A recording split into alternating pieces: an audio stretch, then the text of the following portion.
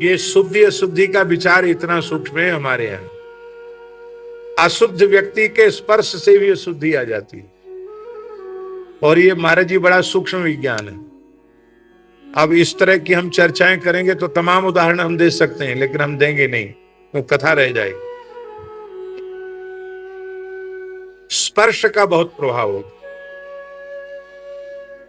हम आपको क्या कहें, व्यक्ति के स्पर्श का प्रभाव नहीं होता है, वस्तु के स्पर्श का प्रभाव होता है। अन्न के खाने का प्रभाव चित्त पर होता है। हम अपने पूज्य गुरुदेव श्री पहाड़ी बाबा महाराज के साथ एक बड़े शहर में एक बहुत धनी मानी व्यक्ति थे, उनके यहां गए। तो महाराज जी तो रात्रि को जहां वो निवास करते थे वहां कोई मनुष्य नहीं होना चाहिए, किसी तरह की लाइट नहीं जलनी चाहिए। तो बड़ा हॉल था, उसी में महाराज जी का तख्त पर आसन था, और वहां मंदिर में एक कमरा और था अटैच। उस कमरे में हमको कहा गया कि आप इसमें सो जाइए। ठंड का समय था। बड़े शहरों में जगह बहुत मूल्यवान होती है, तो थोड़ी जगह में ही लोग बड़ा बनाते हैं। तो आजकल कमरे बहुत बड़े नहीं होते ना, वो कमरे में बेड बना तो डबल बेड के बाद फिर नीचे जगह ज्यादा बचती नहीं है, बहुत ज्यादा जगह नहीं रह जाती। अब जो 10x12 का कमरा है और बड़ा एक बेड पड़ गया तो कहां जगह बचेगी अटैच कमरे में। तो रात्रि को हम सोए तो जैसे स्वप्न किसी साधु को या साधक को जो संतों के गुरुजनों के चरणों में निवास करता हो, ऐसे व्यक्ति को जैसे स्वप्न नहीं आना चाहिए वैसे स्वप्न हमको आने लगे। जबकि हमको हरिगुरु संतों की कृपा से कभी बुरे स्वप्न नहीं आते, कभी नहीं आते। अब तो भगवान की इतनी दया कि उनको सपने याद ही नहीं रहते हैं, पहले याद रहते थे। तो बहुत ऊटपटांग गंदे स्वप्न दिखने लग गए। तो हम हड़बड़ा कर उठे। हमने सोचा ये बिस्तर पर हम सोए हैं, लगता है उसी का प्रभाव है। तो तत्काल बाथरूम में जाकर हमने पूरा स्नान किया सिर से। और ये आता नहीं था कि किधर खोलने से गर्म होता, किधर खोलने से ठंडा होता। तो वो शावर खोल दिया, उसी से ठंडा पानी निकला, उसी से नहा लिया।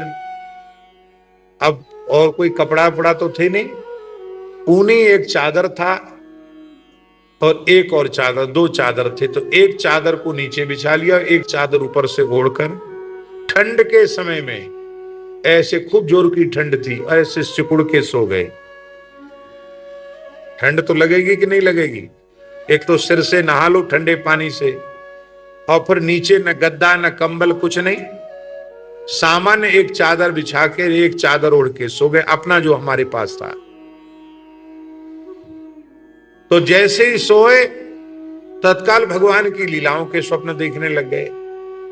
माने जैसे प्रकाश और अंधकार में जितना अंतर है, उस समय बुरे बुरे स्वप्न दिख रहे थे। और जैसे ही भूमि पर लेटे कि भगवान की सुंदर लीलाओं के, वृंदावन की लीलाओं का अनुभव होने लग गया। तो हमने दोनों बातें पूज्य गुरुदेव पहाड़ी बाबा के चरणों में निवेदित की। तब महाराज जी ने कहा, बच्चा, इसलिए पुराने साधुओं की कहावत है, आसन फरक्कट टुकड़ा सरक्कत। आसन साधु को पवित्र रखना चाहिए, किसी के आसन पर न बैठना, न किसी के आसन पर बिठाया। गद्दा बनवाया है, नया चादर आप बचा बनाया है तो बिछाओ, चादर बिछाओ, पर हम अपना वस्त्र ही व्यवहार करते हैं, अपनी तकिया, अपना गद्दा, सारा सामान अपना व्यवहार, दूसरे का व्यवहार नहीं करते।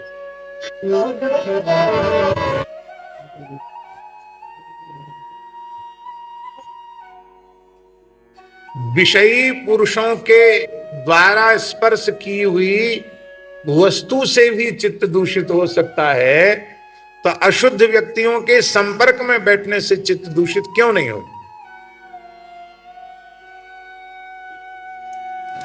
केवल 1 वर्ष तक कोई नियम ले ले, कि मैं पूर्ण मौन हो जाऊंगा, किसी की ओर देखूंगा नहीं, केवल नाम जप करूंगा और किसी का भी स्पर्श नहीं करूंगा, तो हम बड़े प्रामाणिक रूप से कह रहे हैं 1 वर्ष में सिद्ध हो जाएगा। 1 वर्ष में विलक्षण विलक्षण अनुभूतियां होने लग जाएंगी। पर हम लोग तो जानबूझ करके भीड़ भाड़ में घुसते हैं। जय श्री कृष्ण। दोस्तों, आज की इस कथा से हमें एक बहुत गहरा संदेश मिलता है। हम जैसा सोचते हैं वैसा ही बनते हैं, और हम जिनके संपर्क में रहते हैं वैसा ही हमारा चित्त हो जाता है। यह केवल कथा नहीं है, यह सूक्ष्म विज्ञान है। स्पर्श, संग, आसन, भोजन और विचार सबका सीधा प्रभाव हमारी चेतना पर पड़ता है। इसीलिए हमारे शास्त्रों और संतों ने बार बार कहा है कि साधक को अपने नियमों के साथ समझौता नहीं करना चाहिए। अगर आप सच में जीवन में शांति, शक्ति और ईश्वर का अनुभव चाहते हैं तो भीड़ से थोड़ा अलग होना पड़ेगा। थोड़ा मौन, थोड़ा संयम, थोड़ा नाम स्मरण और थोड़ी सावधानी, बस इतना ही। 1 वर्ष नहीं, अगर आप ईमानदारी से कुछ महीने भी नियम में रह गए तो आप स्वयं अनुभव करेंगे कि आपका मन हल्का होने लगा है, विचार पवित्र हो रहे हैं और जीवन में एक नई दिशा मिल रही है। याद रखिए, भगवान दूर नहीं है, हम ही अपने चित्त को अशुद्ध करके उनसे दूरी बना लेते हैं।